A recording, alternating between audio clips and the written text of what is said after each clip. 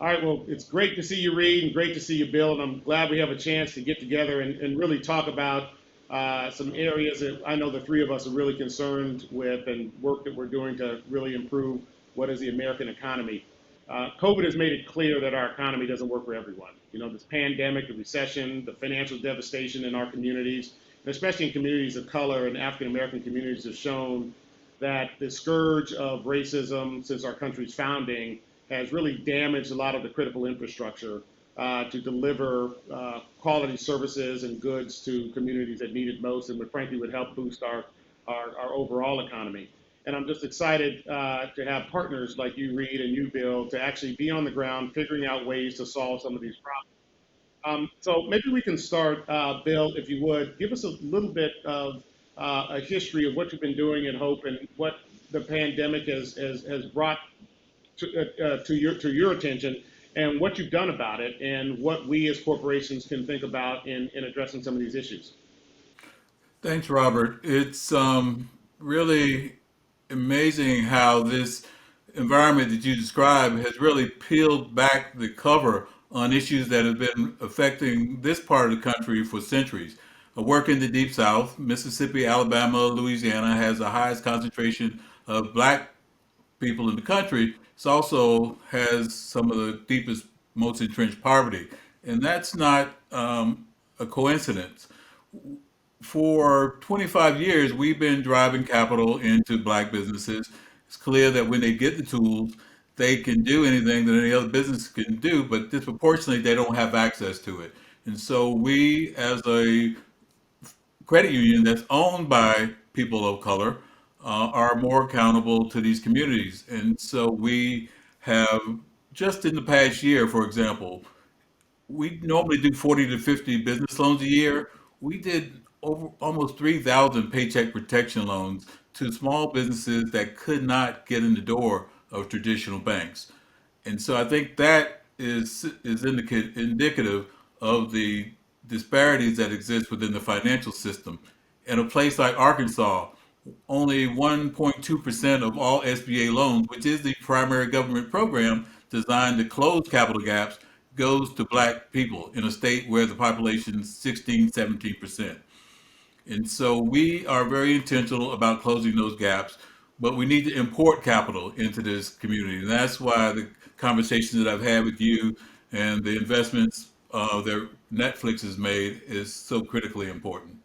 So, Reed, talk a bit about why you decided to kind of meet and lead in this call to action. You know, the access to capital is critical. Capital is critical. Then access to capital, and talk a little bit about what you're doing in Netflix, and of course, you and your wife are doing just a wonderful job personally as well. But love to hear your thoughts around why this is important. Well, look, from a theory standpoint, it's pretty straightforward. Average black family in America is $7,000 of capital. Average white family, 70,000. So it's a 10x gap in assets. And the way that that eventually closes and we become the society that we want is to invest in black education, black economic opportunity. And Bill is a stubborn guy. He's been doing this work at Hope for more than 20 years. So he's just incredibly dedicated and focused and on doing loans and investments in businesses that work.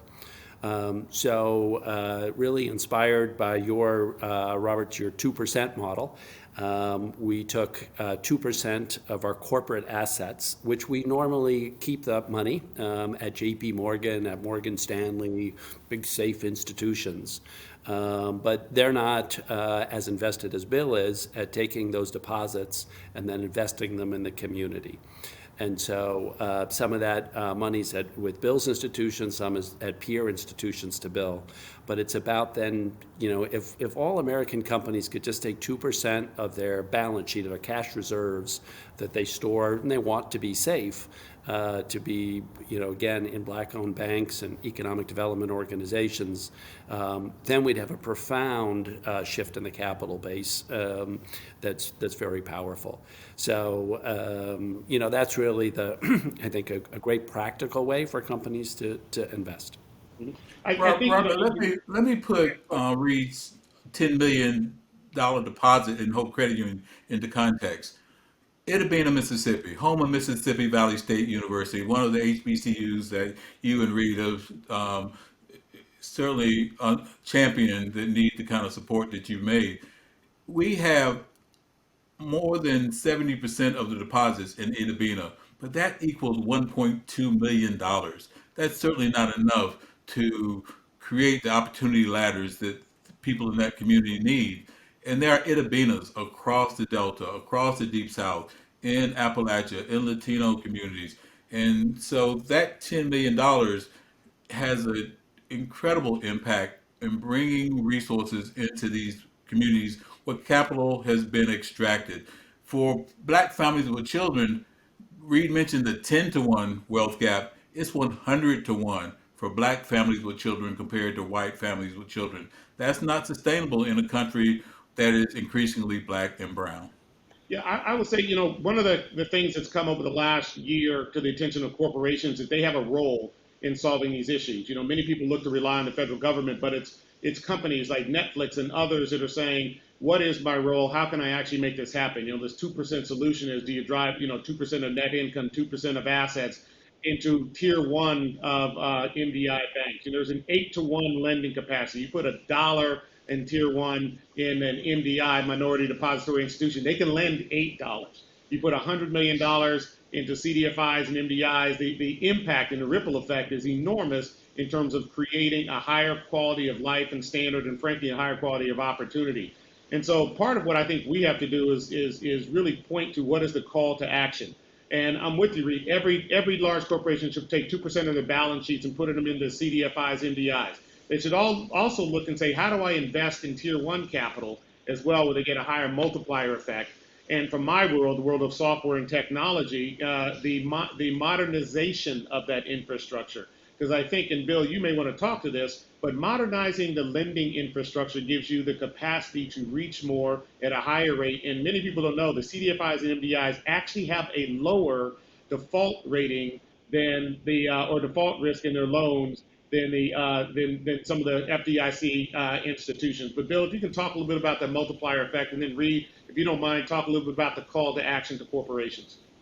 No, you're absolutely right. We are regulated depositories, and we require tier one capital, but that is not as readily available to black banks. When you look at the disparity in capitalization between black banks and white banks, is astronomical. Even those that are funded by Treasury, there's a 2.5 to 1 capital gap for black financial institutions. But for every dollar that we can raise in equity, as you said, we can deploy 88 to $10 in deposits.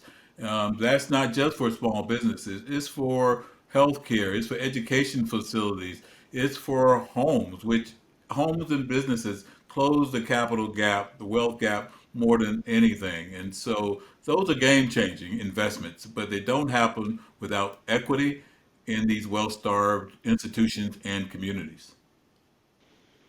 Reed, what would be your call to action to corporations in terms of what they can do and what they can do today to actually help solve this problem with the stroke of a pen? There's been a number of companies following your call to examine that. And if they take, again, a small amount, of the cash that they store at those major banks and shift them over to be, in minority institutions, then tremendous good can come out of that. And, a number of companies are doing that. A lot more are talking about it, so that's great. And they can, talk to Bill or talk to our Treasury Department, on all the practicalities. But it's a small but important contribution that we can all make.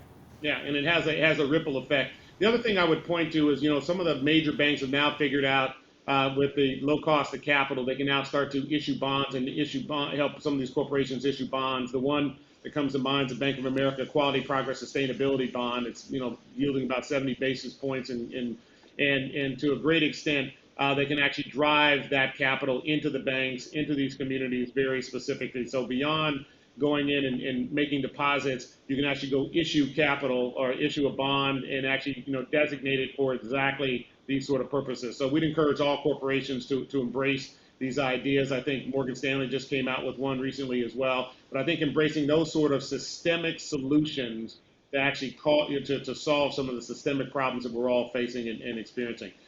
Before we leave, Bill, if you'd like to talk just a minute about some of your actual experiences in call it the PPP program and the expansion and how it actually really helps specific families, I think that would be a good way to end so people understand it's tangible and it's real. Gosh, there's so many stories, so many lives that have been stabilized and on the way to being strengthened because we were able to help businesses that didn't get a call back from traditional banks. Well, whether it's a barber in New Orleans that had been operating for a quarter century, but was on the verge of closing before he was connected to us to get a PPP loan, a nonprofit in Arkansas that helped kids that were getting cycled through the juvenile justice system, and they were getting ready to be put back in because the resources available to that nonprofit were dwindling during COVID. We were able to get them resources and get those kids on a track where they could start climbing the economic ladder. Tougaloo College here in Jackson, Mississippi, a historic institution, strong relationships with banks, but could not get a PPP loan. So from these anchor institutions to these vital mom and pop businesses that are the primary employers of low mobility people, they needed a lifeline, and CDFIs were able to provide it. Last word, Reed, anything you want to share? It was great getting to know Bill over 20 years ago at the Aspen Institute's Crown Fellowship. And it just shows testament to Aspen's involvement in many of these issues over the decades that help build bridges and have all of us connect and try to bring about the country that we deserve and want. Great. Well, listen, I'm proud to be in the fight with the two of you, and let's keep moving forward. And I appreciate your leadership and, frankly, the love for our community. So thank you both for what you're doing. Awesome, Likewise. Robert. Okay. Thank All the you. best.